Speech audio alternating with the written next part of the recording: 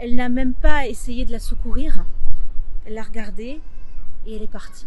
Elle l'a laissée comme ça, en train d'agoniser. Donc cet individu, elle lui a volé sa fin de vie, comme ça, gratuitement.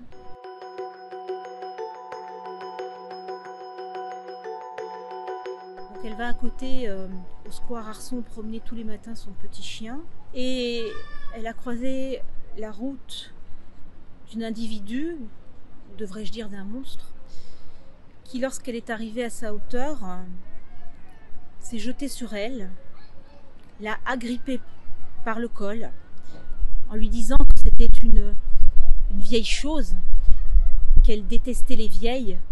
Elle l'a poussée très violemment en arrière et ma mère n'a pas pu se retenir et elle est tombée en se fracassant le crâne.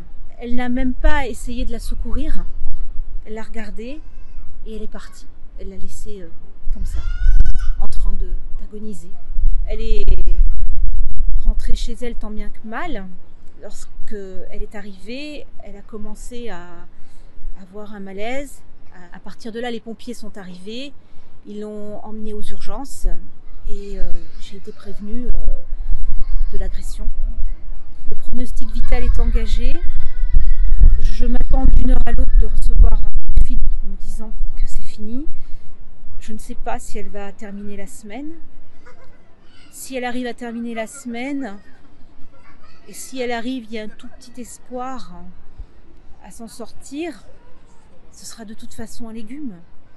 Donc cet individu, elle lui a volé sa fin de vie, comme ça, gratuitement.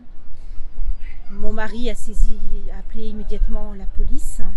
Ils ont très rapidement pu interpeller l'individu. C'est une femme, une jeune femme. Au bout de 48 heures, la prévenue a été présentée à un juge.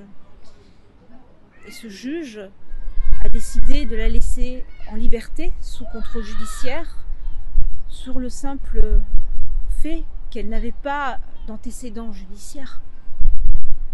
J'ai le sentiment que si ma mère avait été de la famille d'un membre du gouvernement, eh ben, cet individu, elle serait certainement sous détention provisoire à l'heure actuelle.